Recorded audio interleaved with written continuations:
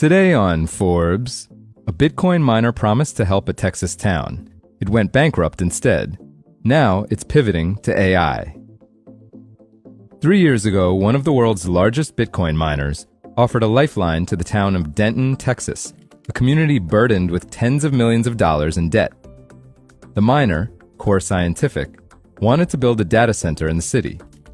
In exchange for a massive power contract that would double Denton's energy footprint, the company would provide much-needed revenue in the form of taxes and fees. Denton accepted. But within months of powering on, Core Scientific filed for bankruptcy after being saddled with its own outstanding debt. Now, on the heels of the artificial intelligence boom, Core Scientific has reinvented itself as a cloud computing company for AI startups. Last month, the former crypto miner announced that its Denton facility will transform into what it claims will be one of the largest AI supercomputers in North America.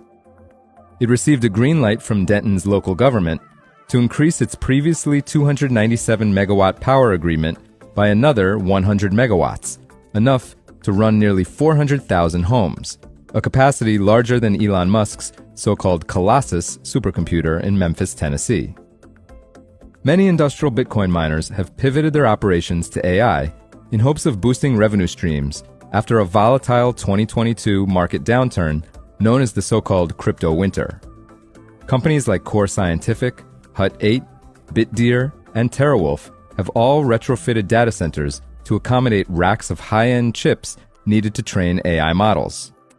In June, Core Scientific announced a $3.5 billion contract with AI hyperscaler CoreWeave to provide the data center space needed to host a massive array of NVIDIA H100 GPUs, for which it has allocated 200 megawatts worth of power. News of the partnership sparked a $4 billion increase in the market cap of 14 Bitcoin miners with similar computing resources, according to JP Morgan. In Denton, Core Scientific spent nearly 3 years developing data centers to mine crypto before deciding to make the switch. The transition is a relatively simple one. Core Scientific has retired its mining machines and will be updating existing buildings to support rows of GPU servers. The Austin-based company was founded in 2017 by Aber Whitcomb, who previously co-founded MySpace, along with Darren Feinstein and CEO Mike Levitt. Over the following years, it opened a number of facilities across the southern U.S. In 2023, after filing for bankruptcy, it received a $500 million loan from creditors, including BlackRock and Apollo Global Management. Last month, the miner reported $95 million in third-quarter revenue and $415 million in revenue for the year.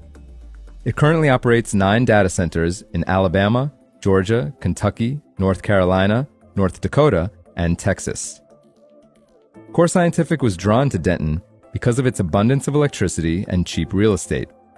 At the time, the city's local power utility, Denton Municipal Electric, or DME, had recently incurred $210 million in electricity fees during a historic winter storm in 2021 that caused energy costs to skyrocket.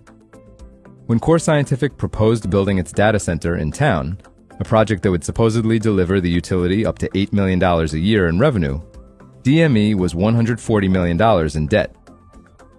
But residents and some Denton city officials were skeptical of the project because of its secretive nature and large energy footprint.